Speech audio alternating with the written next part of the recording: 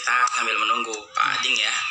Kita mau informasikan kita akan live jam 4 ini ya, beberapa menit lagi nih ya, beberapa menit lagi kita mau undang Pak Ading nanti ya, yang akan bergabung bersama kita, akan bicara tentang bagaimana cara asik bermain dengan buah hati ya. Oke, ya, Pak Ading ini profesional di trainer childhood optimalisasi ya.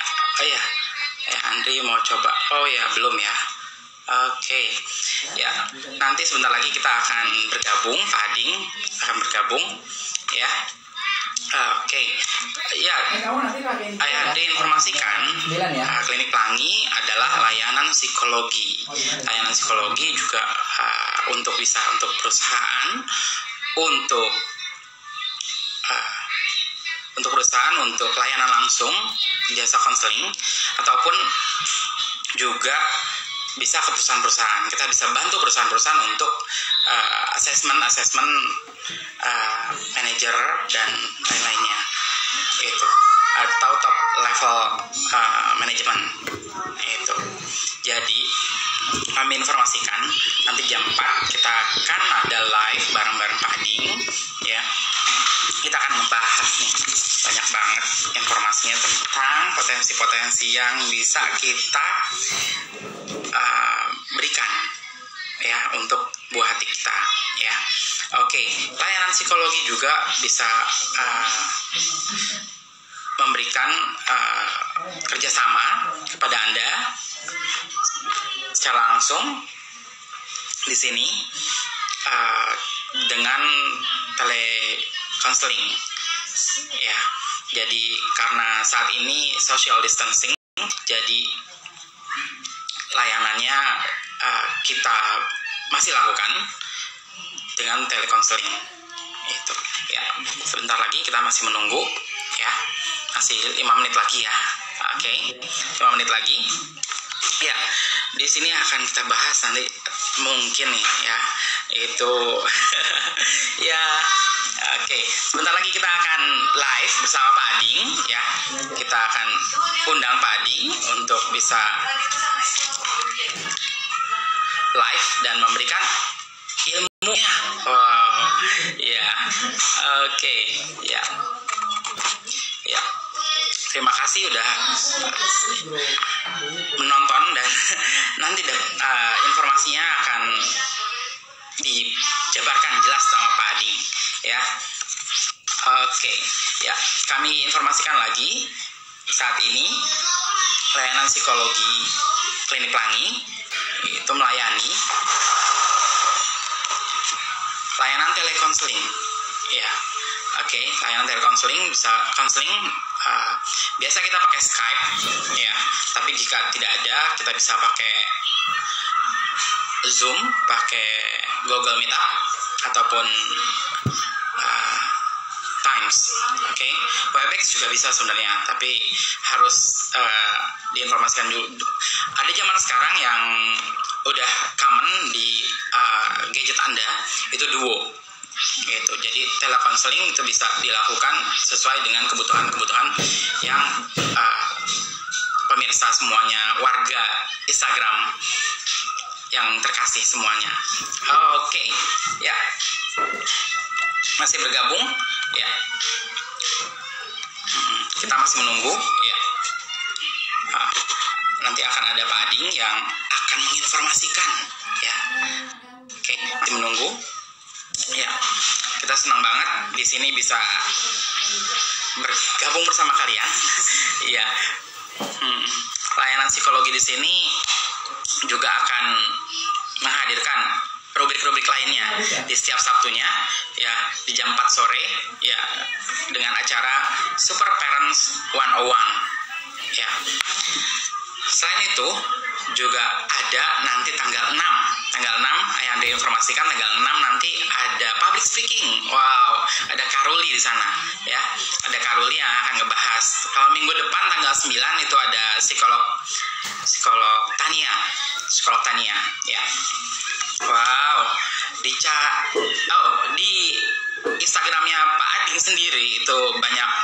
informasi menarik tentang cara benar dalam mendidik anak. Wow, itu keren banget. Ayah Andi bilang itu keren banget. Jadi tetap stay di sini, tetap lihat. Kalau ada pertanyaan, ya Ayah Andi informasikan lagi. Kalau ada pertanyaan bisa tanya langsung, ya, bisa nanya langsung nantinya, ya, bisa nanya langsung, bisa ngobrol-ngobrol. Wow, langsung chat aja, nanti kita coba tanya jawab langsung ya. Oke. Itu jadi semuanya nanti akan dibahas di sini di layanan Super Parents 101. Oke. Acara ini belum disponsorin sih, tapi nggak apa-apa. Nanti mungkin ada banyak sponsor-sponsor yang bisa support kita, ya, dari minuman, dari makanan ataupun lainnya, ya. Gitu. Ya, jika kalau ingin kolaborasi bisa juga bersama kami, hubungi aja di telepon atau di WhatsApp di 0812-940-2670. Oke, sekali lagi ini ya. Oke, ini. Oke. Ya. Masih menunggu, ya. Masih menunggu untuk bisa bergabung Pak Adingnya, ya. Nanti Ayah Andi akan panggil, ya. Ayah Andi akan panggil, ya. Ya, masih 1 menit lagi, ya. Andi masih menunggu, ya. Ya. Masih menunggu, ya. Oke. Sebentar lagi akan bergabung bersama kami di sini, ya. Ada Pak Ading yang, wow, bisa bilang, trainer childhood optimalisasi. Wah, keren banget. Dia udah banyak memberikan informasi-informasi tentang parenting, ya. Ada kelasnya juga tentang parenting, ya. Ya, Andi panggil dulu ya, Pak Ading ya. Ya. Ya. Oke. Oke, ini dia. Ya, kita menunggu Pak Ading bergabung, ya. Sudah melambaikan tangan, ya. Menunggu Pak Ading. Ya, itu dia. Wah. Iya. Halo Pak Ading, selamat sore. Kedengeran suaranya? Mas, clear. Oke. Ya. Iya, Pak Ading. Oh, terima kasih. Wah, Pak Ading pakai topi juga. Saya juga mau pakai topi lah. Pakai topi dong biar kompak lah. Oke. Wow, Pak Ading, terima kasih nih udah join. Ya. Aduh. Kita kenalan dulu ya. Pak Ading bisa kenalin. Tadi sudah kenalin Pak Ading sendiri sebagai trainer. Itu biasa juga di parenting seminar, ya kan? Itu. Nah, sekarang saatnya Pak Ading bisa kasih informasi kepada pemirsa semua. Ya, oke. Terima kasih Bapak pendongeng ini. Bapak pendongeng sekomplek ini ya. Pokoknya anak muda pokoknya binaannya Bapak pendongeng Indonesia ini pokoknya. Oke, Bapak. Saya Adlil Umara, panggilannya Pak Ading. Nah, saya seorang childhood optimizer trainer. Saya membantu orang tua muda bagaimana caranya bisa mengoptimalkan masa kecil anaknya melalui 2 strategi. Nah, strategi yang pertama adalah strategi komunikasi efektif, bagaimana orang tua bisa bicara dan anak mampu mengikuti arahannya. Kemudian strategi kedua adalah main penuh makna. Nah, di mana strategi kedua ini banyak orang tua muda terutama itu nggak punya skillnya. Bagaimana sih main penuh makna sama anak? Banyak arti yang dia bisa serap untuk hidupnya ke depan. Itu banyak orang tua yang lupa membangun teknik bermain itu kepada anaknya, sehingga si anak sama orang tua bondingnya nggak rekat-rekat amat gitu ya. Malahan anaknya nggak trust sama dia. Nah, itu 2 hal itu yang saya coba bantu di orang tua muda, sehingga mereka bisa jauh lebih erat bondingnya sama anak, sehingga pengasuhan itu jadi menyenangkan, bukan sesuatu nightmare atau sesuatu yang membuat ribet atau membuat capek. Ini kayak lagi permainan yang kita setting, yang kita enjoy di dalamnya. Nah, itu saya bantu para orang tua muda biar nggak stres. Apalagi nih zaman sekarang zaman masa pandemi seperti ini, jangan sampai kita di rumah itu kebersamaan kita bukan malah bikin erat, tapi malah bikin renggang. Kenapa? Karena dimarahin mulu sama mamanya, mama galak gitu ya, atau papa galak, aku maunya sekolah lagi aja gitu, bu guru baik-baik gitu, nggak pernah marahin aku kalau aku salah, aku ini nggak pernah dimarahin gitu.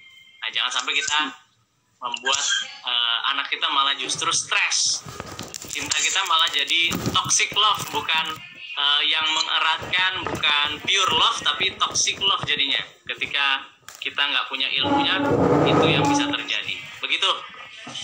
Aku panggilnya Pak Paulus atau Andri atau gimana nih? Biasanya saya dipanggil Ayah Andri.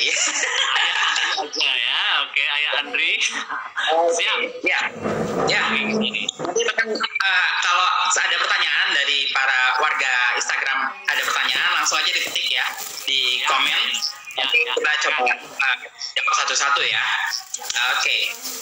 Pak Ading, nih orang tua saat ini kan emang social distancing ya. Saya baca di informasi media digital itu sekarang udah 10.551 yang terdampak di Indonesia gitu. Jadi nggak tahu sampai kapan ini kita udah 1 bulan ya, kita di rumah aja ya kan. Kalau pergi pun hati-hati, pakai masker, pakai sarung tangan, bawa hand sanitizer ya kan. Gitu masuk komplek aja udah pastinya semprot dengan iya, segala macam gitu ya kan. Nah, ini nanti akan pasti banyak dampaknya, perubahannya, dan kita harus terima perubahan itu, ya kan. Nah, ini saat ini penting akan membahas. Tadi saya sih, bukan tadi sih, sudah lama juga lihat-lihat Instagramnya Pak Ading juga nih, ada tips-tips ya. Cara benar mendidik anak di era serba digital. Wah, kalau sekarang udah serba apa-apa digital ya. Orang beli sayur aja digital ya kan. Gitu. Nah, saat ini dibahas apa nih informasinya tentang bagaimana sih mengasuh anak dengan asik untuk buah hati ya. Oke, Pak Ading silakan waktunya. Ya. Oke, sip. Terima kasih Pak Andri. Jadi ayah bunda semua, ada satu prinsip yang perlu kita yakini dan kita perlu terapkan dalam kita mengasuh anak kita. Yang menurut saya tuh nggak semua orang Indonesia itu meyakini ini. Apa itu? Prinsipnya adalah kita perlu mengurangi untuk mengurus anak dan mulailah membangun anak. Nah, ada terminologi yang berbeda nih antara mengurus anak sama membangun anak. Nah, yang banyak dilakukan orang tua muda biasanya mengurus anak. Mengurus anak itu kayak gimana? Mengurus anak itu mulai dari bangun tidur itu digendongin gitu ya. Mandi, dimandiin, sebelum mandi bajunya dibukain semua gitu ya. Pokoknya anak itu terima beres. Sikat gigi, kamu udah nggak usah ngapa-ngapain, tinggal mangap-mangap aja, buka gigi, mama sikatin gitu ya. Kemudian mau pakai sepatu, udah tenang aja, mama yang bukain. Ya mana, dia tinggal nyodorin kakinya aja. Buka kaos kaki sama juga. Pakai baju, semuanya serba dilayani. Dan orang tua inginnya melayani anak. Anak terima beres. Dan anak nggak terbangun apa-apa dengan kita terlalu mengurus dia. Jadi, kalau saya menyarankan, kita perlu mengurangi untuk mengurus anak. Mengurus anak itu, kitanya aktif, mengambil semua peran, anak nggak kebagian peran apa-apa. Sehingga apa yang terjadi? Yang terjadi adalah, si anaknya itu tidak punya kompetensi untuk membantu dirinya sendiri. Nah, itu yang berbahaya. Nggak kompeten untuk buka kulkas saja nggak bisa. Dikit-dikit anaknya akan bilang nggak bisa, minta bantu, mama tolong. Kalau anak baru 1 masih gampang gitu ya. Anak ada 3, semua teriak minta tolong semua. Nah, itu kerepotan kita. Nah, apalagi di fase kayak pandemi seperti ini, keberadaan orang tua sama anak itu 24 jam gitu ya. Kalau kita lupa membangun anak kita terlalu mengurusi dia, terlalu melayani dia seperti raja, itu kita akan menciptakan neraka kita sendiri. Kita akan kewalahan, kecapean. Begitu kita capek, itu udah bukan otak rasional lagi yang jalan.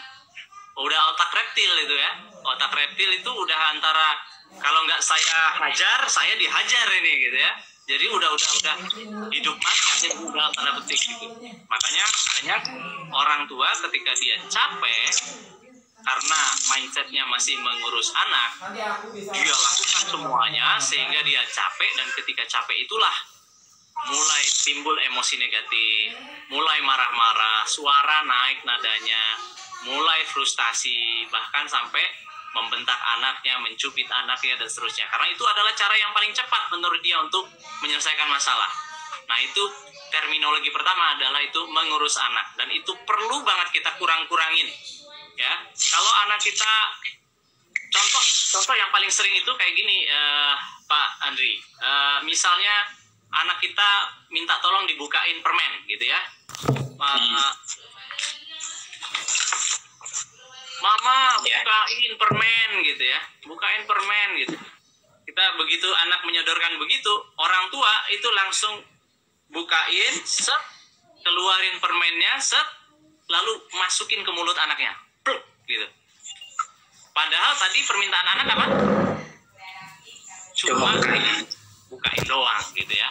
Nah, itu yang harusnya kalau bukain sedikit, kasih ke anaknya, yuk kamu coba bukain. Wah, ini motorik halusnya jalan ini, terlatih nih kalau dia sendiri yang buka gitu. Nah, masalahnya kita nggak kasih banyak kesempatan dan kepercayaan kepada anak kita. Itu terminologi pertama, mengurus anak. Kurang-kurangin mengurus anak, apalagi di fase pandemi seperti ini, karena semua akan ketergantungan sama bantuan Anda. Dia nggak mandiri, dia manja, dalam tanda petik itu manja itu ya, pokoknya semuanya serba pakai nangis nantinya. Minta apa-apa serba nangis. Kalau satu anak yang nangis masih bisa dihandle, 3 anak sekaligus minta perhatian yang sama, itu repotan Anda. Nah, itu mengurus anak. Yang paling bagus gimana? Yang paling bagus membangun anak. Membangun anak itu gimana, Pak Adi? Membangun anak itu memberikan kepercayaan dan kesempatan yang luas kepada anak untuk mencoba, untuk dia bisa mencoba apa yang dia sudah bisa lakukan. Kalau dia udah bisa naik tangga, kita kasih kesempatan, kepercayaan. Jangan terlalu banyak dilarang gitu ya. Misalnya, pakai bahasanya yang empowering. Nah, kalau mau naik tangga, harus didampingi orang dewasa. Nah, kalau orang Indonesia defaultnya itu ya, kebanyakan masyarakat kita dari hasil observasi saya, itu di Kalimantan, di Sumatera, di Jawa, itu begitu anak mau naik tangga, jangan jatuh, aduh jangan, aduh jatuh, wow, dari jauh udah histeris, sudah panik gitu ya, sehingga anak-anak Indonesia tuh kayak mau coba sesuatu yang challenging itu kayak nggak berani gitu. Karena apa? Potensi dimentahkan atau dipatahkan sendiri oleh orang tuanya. Nah, yang bagus gimana Pak Adi? Kita support anak kita ya. Kalau mau naik tangga harus didampingi orang dewasa. Perlu banget didampingi orang dewasa supaya aman. Kalau mau naik tangga, pastikan pegangan rel tangganya. Nah, ayah ada di belakang kamu. Ayo, kamu bisa. Tapi aku takut jatuh. Pasti bisa. Coba.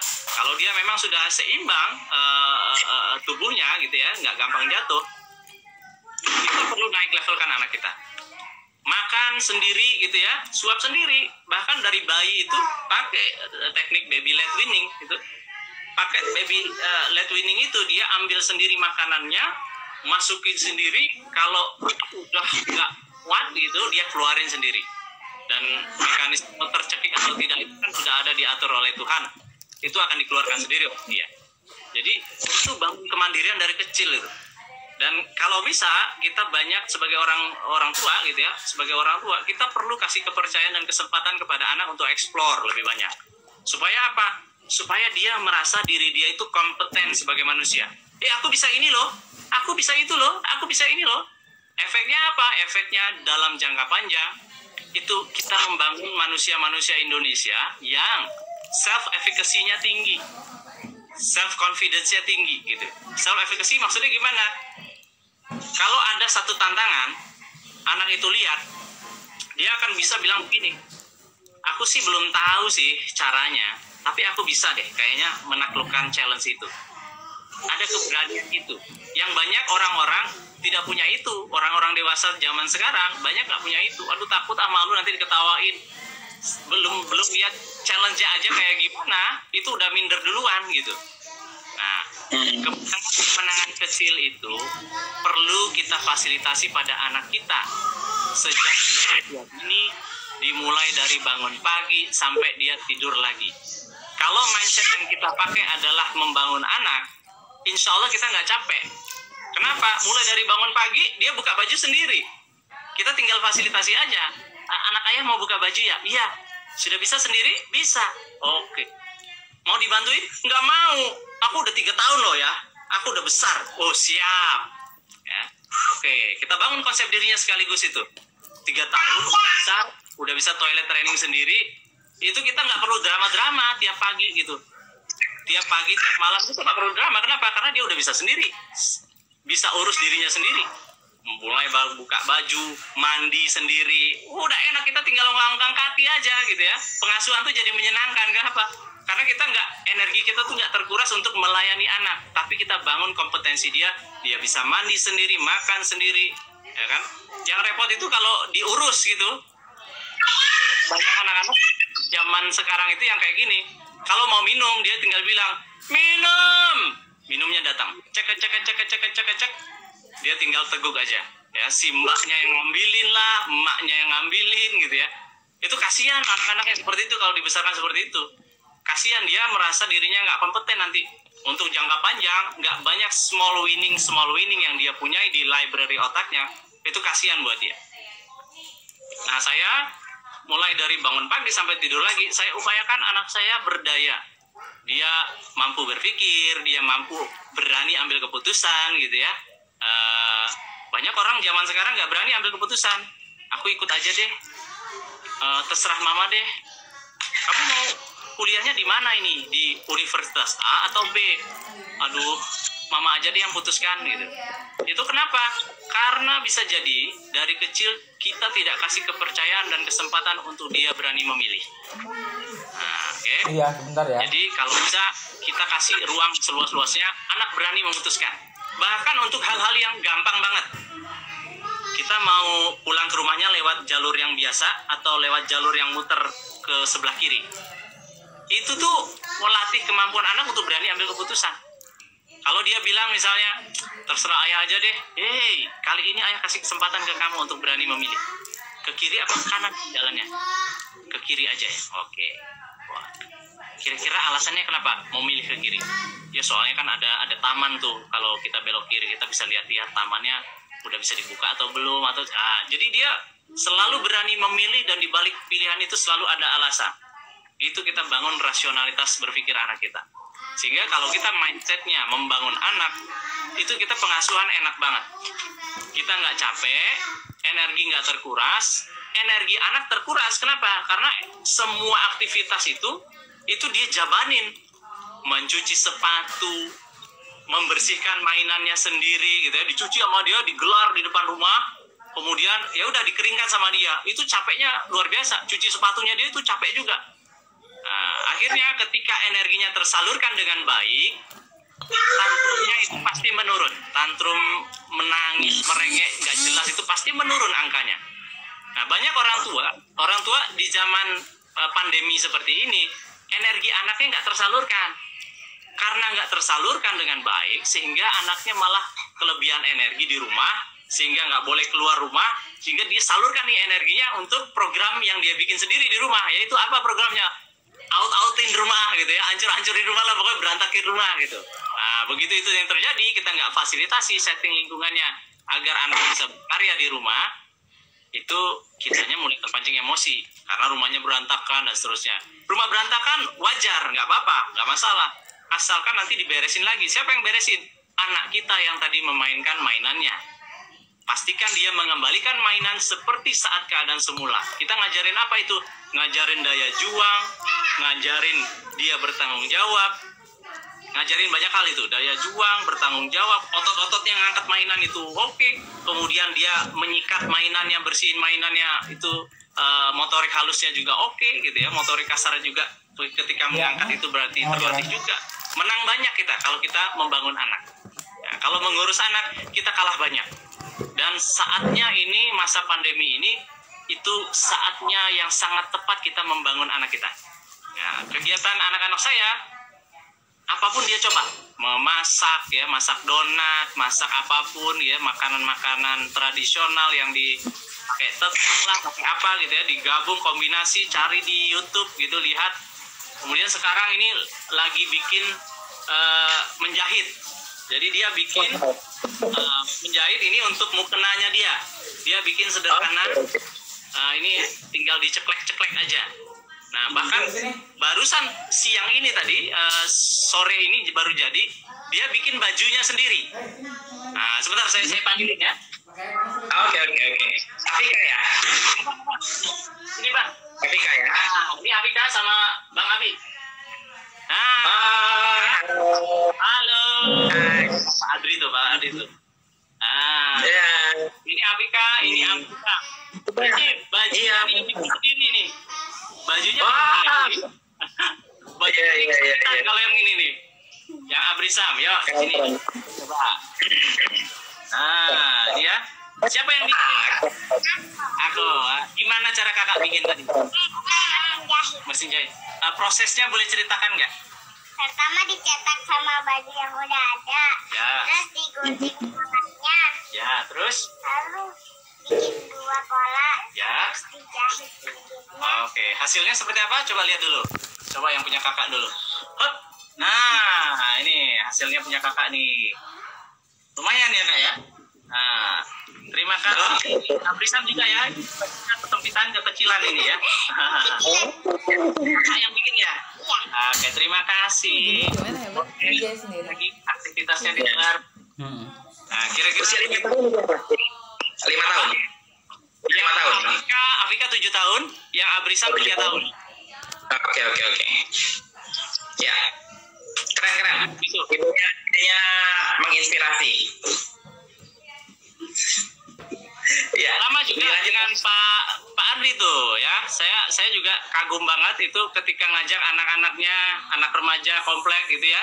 Itu membagikan masker, membagikan disinfektan kepada posapam gitu ya. Nah, itu keren banget itu. Itu mengajak anak tidak hanya paham sebuah konsep, tapi dia mengeksekusi sebuah konsep menjadi sebuah karya. Itu yang mahal. Itu yang pendidikan zaman sekarang itu jarang ada tuh. Yang memandu anak itu sampai level bisa mampu praktek. Nah, itu keren banget. Aku foto itu waktu itu. Wah, ini luar biasa ini. Tak candid itu waktu itu ya. Keren. Terima kasih. Ya, oke. Tadi ada pertanyaan dari Ibu Dini ya. Itu bagaimana mengajar anaknya 2 tahun, tapi bahasanya dia masih tantrum. Tapi ini bahasanya udah ya Pak Ding ya? Ya, udah. Oke, itu jadi 2 tahun ini urus sama membangun tadi. Ya. Ya. Dia masih tantrum, di 2 tahun juga kosakatanya masih terbatas. Itu bagaimana cara trik-triknya mungkin ya lebih untuk bisa memperbanyak kosakata maupun menghilangkan tantrumnya. Oke. Kalau 2 tahun dia masih di tahapan memang kalau dapat masalah dia masih akan nangis kalau nggak diam. Memang ada di situ. Kita nggak bisa menafikan bahwa harusnya nggak kayak gitu, nggak bisa, karena itu semua orang akan mengalami itu karena dia belum bisa bicara juga secara lancar gitu ya. Akan ada fasenya, akan ada di fase itu dia. Jadi yang perlu diubah bukan anaknya sebenarnya, justru orang tuanya. Orang tuanya gimana memaknai tangisan anak ini? Apakah dia bisa mampu membaca tangisan anak ini secara detail dan mampu membedakan tangisan satu dengan lainnya atau tidak? Nah, ini kemampuan kita membaca anak kita. Beda antara anak lapar sama anak pup gitu ya, diapersnya penuh dan seterusnya, itu beda. Kalau kita teliti detail sebagai ibu, itu akan keciri itu bedanya apa. Nah, jadi kita nggak bisa membuat anak kita naik level di usia segitu harusnya nggak tantrum lagi, nggak nangis, nggak bisa, karena dia secara fitrah akan ada di situ gitu. Yang kita bisa ubah adalah pemaknaan kita atas tantrumnya itu. Nah itu yang pertama. Yang kedua, kalau untuk bisa membuat anak jauh lebih tenang, tantrumnya menurun, yang paling pertama kita perlu lakukan adalah pastikan orang tuanya itu tenang. Pastikan orang tuanya tenang. Sebentar, Abrisam, saya mau ajak anak saya. Bagaimana kalau Abrisam sedang apa? Abrisam berdiri ya, izin berdiri. Hop, Abrisam, ayah mau tanya, kalau Abrisam lagi marah, sedih, lagi itu, gimana caranya regulasi diri? Oh gitu ya. Apa yang dilakukan tuh? Tarik nafas, lalu buang, gitu ya. Tarik nafas, lalu buang. Itu contoh regulasi diri. Jadi yang perlu kita lakukan sebagai orang dewasa, ketika kita punya anak 0 sampai 2 tahun, kita pastikan bisa regulasi diri dengan cepat. Kegelisahan, ketakutan itu menular. Sebagaimana ketenangan, keheningan itu juga menular. Jadi tergantung orang tuanya. Kalau kita tuh di dalam hati kita tuh nangis mulu, nangis mulu, padahal kita senyum nih, udah senyum ke anak bayi kita, nangis mulu ya, gitu ya. Itu akan kerasa sama dia energi negatifnya, gitu ya. Nah, pastikan kita cepat regulasi diri, menenangkan diri dengan cara salah satunya tarik nafas, tahan 1 detik, tarik nafas, buang 2 detik, gitu. Lakukan itu sesering mungkin sampai denyut kita agak lebih tenang. Itu yang pertama. Yang kedua, kosakata. Kosakata anak usia 2 tahun itu kok masih sedikit, Pak. Nah, yang perlu kita lakukan adalah kita perlu cek apakah kita bicaranya sebagai orang dewasa itu terlalu cepat. Itu mempengaruhi anak bisa bicara dengan cepat atau tidak. Yang kedua, apakah kita bicaranya terlalu lambat atau terlalu pendiam. Nah, ini nggak boleh juga. Yang bagus gimana? Yang bagus sedang-sedang saja. Bahasanya SPOK, subjek, predikat, objek, keterangan, jelas. Ya, bahkan misalnya ketika kita bikin makanan gitu buat anak kita, bubur gitu ya, kita bahasakan, ya, anak ayah, Adlina, ayah bikinin bubur buat kamu. Nih lihat, ayah mengaduk buburmu ke searah jarum jam sebanyak 8 kali. Jadi bahasanya clear, jelas, itu diserap sama anak. Dan kalau dia melihat apa gerakan yang kita lakukan, itu jadi sebuah konsep bagi dia. Dan dia paham itu. Walaupun sekarang dia belum bisa bicara, nanti suatu saat dia kayak air bah, itu mengalir begitu saja. Bisa cepat itu dia ngomongnya. Nanti di usia 2,5 tahun, 3 tahun, itu bisa cepat. Dari di fase 0 sampai 2 tahun itu investasi kita ke bahasa anak. Kalau bahasanya itu orang tuanya itu melafalkan dengan jelas, dengan intonasi yang sedang gitu ya, nggak terlalu cepat, nggak terlalu pendiam, tapi bicara SPOK, subjek, predikat, objek, keterangan, itu anak kosakatanya akan melimpah itu. Nah, itu role model, itu menentukan anak kita banyak bergaul sama siapa ketika dia di fase 0 sampai 2 tahun. Itu menentukan banget. Nah, kalau mau ditarik lebih jauh lagi, lebih early lagi, itu saat hamil itu harusnya kita udah stimulasi, ajak ngobrol. Nah, ya, kita elus-elus gini ya, kita elus-elus gitu, ketika ibunya hamil gitu, itu kita udah ajak dialog. Nah, dialognya di SPOK. Nanti ini kan ibu akan melahirkan kamu nih 9 bulan 10 hari. Kita kerja sama sini anak ya. Mama gendut dari atas. Kamu cari jalan keluar dari bawah. Oke? Oke, tas. Nanti gerak dia, tek gitu. Nanti gini lihat, tas, tek, gerak juga di situ. Itu kita udah bangun bahasa di anak kita. Jadi saat itu kita bisa lihat backtracking lagi, kita melakukan stimulasinya terlambat atau tidak. Saat ibu menyusui begini, jangan diem baik ya, jangan diem aja, bicara sama anak kita, bangun tuh. Banyak ibu-ibu itu yang lagi nyusuin sambil megang HP nonton Korea gitu. Ini anak gak diajak ngomong gitu ya. Ketika anak gak diajak ngomong, dia asupan kata-katanya dari mana? Kan harus kita isi itu otaknya, konsep di dalam otaknya itu. Nah, ini harus diajak ngomong, bicara. Hadirlah sepenuhnya saat kita menyusui bayi. Nah, itu barangkali yang kita bisa lakukan. Kalau misalnya pun sudah 2 tahun belum bisa bicara juga, tidak ada kendala anak berkebutuhan khusus, kita bisa setting lingkungan di rumah kita itu untuk orang-orang di sekitar rumah kita, pastikan bicaranya SPOK dan kecepatan sedang. Itu insya Allah membantu banget dengan cepat, itu signifikan. Nah, kalau masih kesulitan juga, nggak usah bingung, nanti ke klinik pelangi saja udah, ya, ke klinik pelangi kita datang ya. Nah, ini banget ya. Gitu Pak Paul. Ya, oke, wow, keren banget. Bu Dini, jelas ya informasinya dari Pak Ading nih. Udah, tapi kita nggak tahu sih, dia cuma nanya kan 2 tahun, kita nggak tahu dia anaknya cowok atau cewek gitu ya kan. Karena kan katanya juga kalau anaknya cewek itu bicaranya lebih cepet gitu ya kan. Itu dibandingkan anak cowok yang menyerap dulu gitu ya kan itu. Ada pertanyaan lagi, oh ya tadi kita sapa dulu tadi, ada yang lagi hamil juga tuh, tadi pas banget tuh lagi Pak itu. Ada tuh, kalau yang lagi hamil pokoknya sering-sering dialog sama anaknya. Tuh, ingetin tuh Mbak Agna ya, Mbak Agna.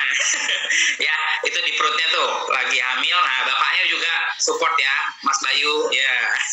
Ya, terusnya ada pertanyaan lagi nih. Di zaman pandemi ini kan 100% pendidikan itu orang tua. Ya. Ya, itu. Kadang orang tua punya stres sendiri kan. Apalagi di rumah aja. Itu. Nah, bagaimana cara mengatasi stres pada orang tua sendiri? Ya. Oke. Sebentar. Nggak apa-apa. Ayah mau bicara dulu ya. Oke. Dikontrol suaranya boleh? Nah, ada 2 anak tuh di situ. Jadi kita kondisikan. Saat work from home dan juga learn from home itu, pastikan anak kita punya program.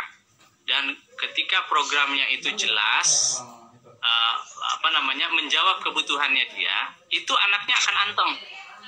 Itu untuk menekan kita untuk bisa berpeluang kitanya yang tantrum, orang tuanya yang tantrum ya.